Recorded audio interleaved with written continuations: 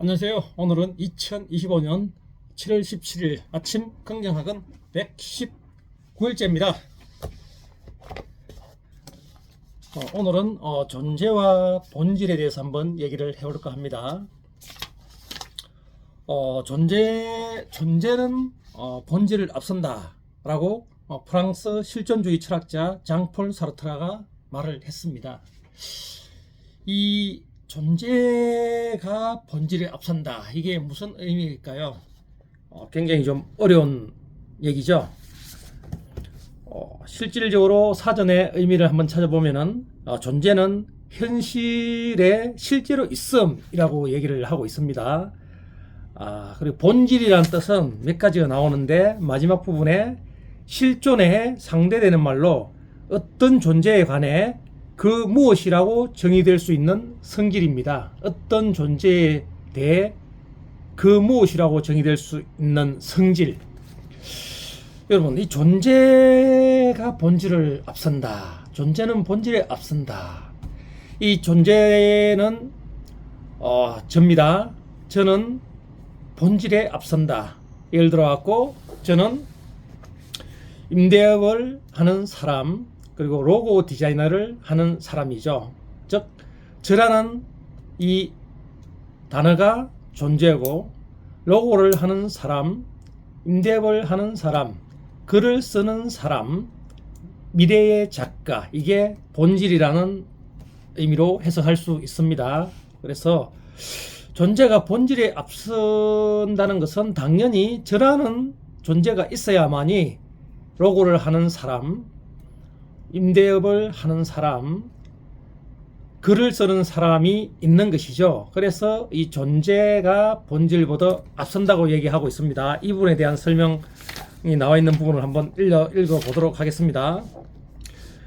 사르트르의 말, 존재는 본질에 앞선다로 돌아오자 여전히 이 말이 이해가 가지 않아 이것저것 검색해보면 적절한 설명을 찾아냈다.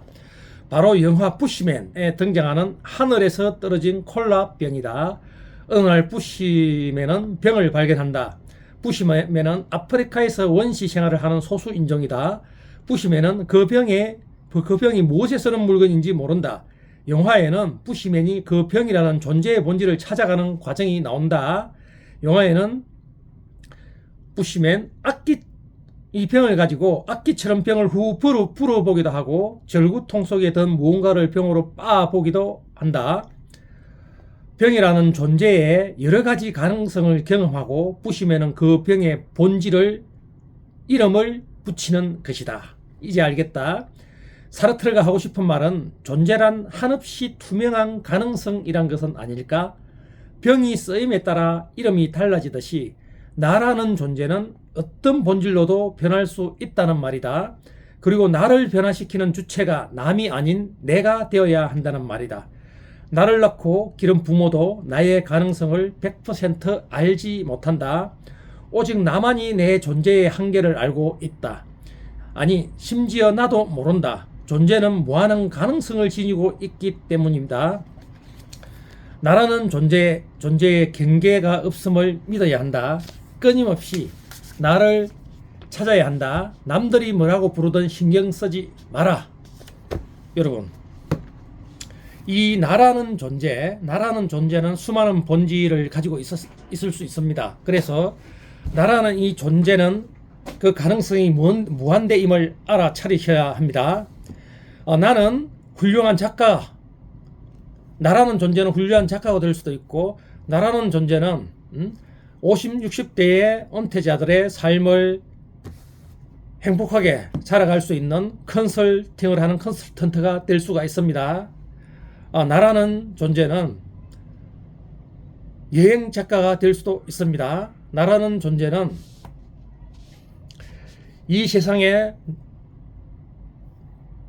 반드시 이익이 되고 도움이 될 수 있도록 청소년들이 꿈을 자라고 그 꿈을 향해 걸어갈 수 있는 그런 희망의 전도사가 될 수도 있습니다. 이렇듯 이 나라는 존재에 한계는 없다고 믿으셔야 됩니다. 나라는 존재의 규정을 하면 안 됩니다. 나라는 존재는 그 어떤 수많은 다양한 본질로 이름 지어질 수가 있습니다. 이렇듯 우리는 나라는 이 존재의 가능성 자체를 한계를 벗어나야 됩니다. 대다수 사람들이 사회가 정해놓은 안정한 울타리라고 하는 이 직장 생활을 하게 되는 것입니다.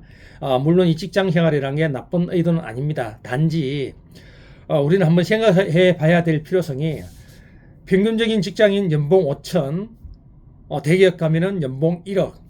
그러면 우리는 이 연봉 5천만 원, 연봉 1억이라는 틀 속에서 나를 가둬버립니다. 더 이상 거기서 헤어나려고 생각을 하지 않습니다. 그러면 나라는 존재는 직장 생활을 하는 연봉 5천만 원의 사람이라는 본질 하나만 가지고 평생을 살게 되는 것입니다. 이렇게 해서는 안 된다는 말씀입니다. 나라는 존재, 내 속에는 나도 모르는 수많은 가능성을 지닌 천재가 살고 있음을 우리는 알아야 됩니다.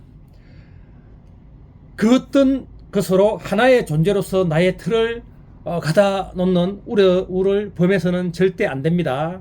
여러분, 이 나라는 존재, 나라는 존재의 본질, 이 본질은 끝이 없습니다. 그래서 오늘부터 이 나는 어떤 본질을 가지고 있고, 나라는 존재는 어떤 이름을 가지고 있는지를 한번 생각해 볼 수 있는 그런 하루가 되시길 바랍니다. 어제 오랜만에 그동안의 입사 동기인 분을 만나서 문경에서 즐거운 시간을 가졌습니다. 저는 존재는 본질에 앞선다, 이 부분에 대해서 하루나 이틀 정도 계속 생각해 봤던 시간이 있었습니다. 그래서 어제는 제가 재미삼아 장난삼아 그분들께 내 나이가 70이 돼 있을 때는, 70세 때는 나는 무엇을 할 것인가 라는 질문을 한번 던져봤었습니다. 이제 저는 개인적인 의도는 나라는 존재에 대해서 수많은 본질을, 이름을 가질 수 있는데, 과연 내가 사랑하고 아끼는 이 입사 동기 후배와 형님은 어떤 본인이라는 존재의 어떤 본질이라는 이름을 가지고 70세에 생활을 하고 있었을까라는 질문을 사실 하고 싶었던 의도였습니다.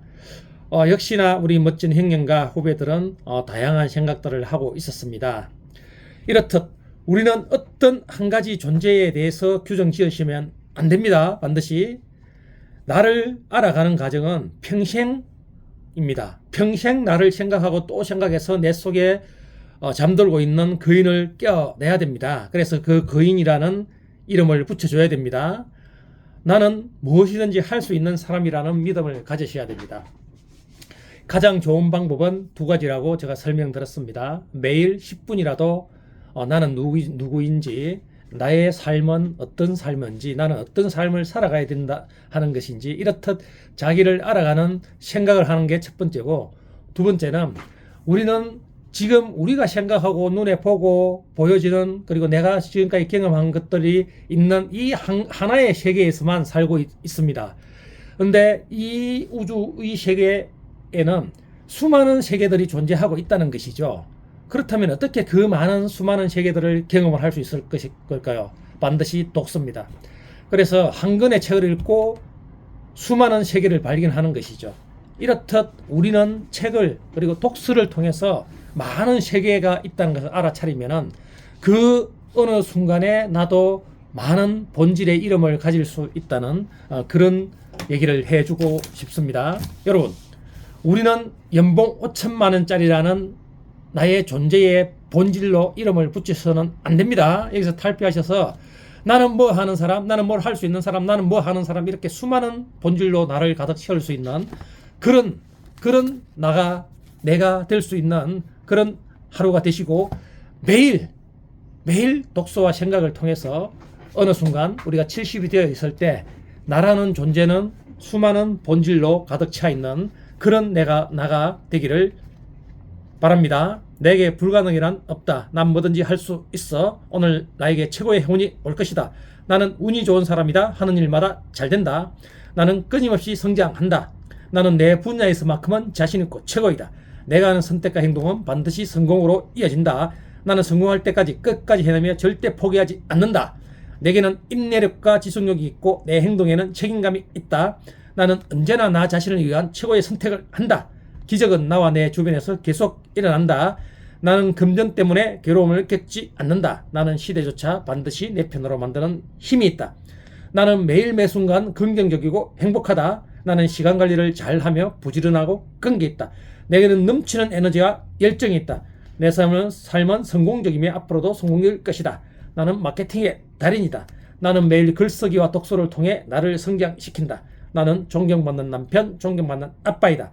나는 매일 감사하는 마음으로 하루를 시작한다. 나를 구하는 유일한 길은 남을 구하려 애쓰는 것이 내 삶의 가치이고 매일 실천한다. 나는 공부가 너무 좋고 배움이 너무 즐겁다. 내가 가는 곳을 설레는 곳으로 만들고 매 순간 설레이는 마음으로 하루를 보낸다. 나는 지금 이 순간의 행복을 위해 집중한다. 나는 매일 긍정학원을 쓰고 계셨더니 최고의 로고 디자이너가 되었다. 매일 문의는 넘쳐났고 계약으로 성사되었다. 내 책과 강의는 베스트셀러가 되었다. 전 세계로 수출되었다. 내가 운영하는 임대사업은 만실이 되었다. 매일 계약으로 이루어졌다. 이런 좋은 기운을 남을 구하려 애쓰는 곳에 실천하였더니 오히려 선순환 구조로 내가 도움을 받았습니다. 여러분, 남은 나를 모릅니다. 그래서 남이 나라는 존재에 대해서 본질의 이름을 붙이게 해서는 안 됩니다. 너는 의사가 되어라.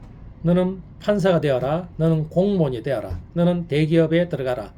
너는 대기업에 다니는 사람. 너는 판사인 사람. 너는 의사인 사람. 이렇듯 남이 나에 대해서, 나라는 존재에 대해서 본질의 이름을 붙이게 해서는 절대 안 됩니다. 이 세상에서 나를 가장 잘 아는 사람은 나이기 때문입니다. 그래서 매일 나는 누구인지를 조금씩 생각을 하면서 나라는 존재에 대해서 그 어떤 것에도 구애받지 않고 내 자신이 오로지 나라는 존재에 대해서 본질의 이름을 붙일 수 있는 그런 나날이 되시기를 바랍니다.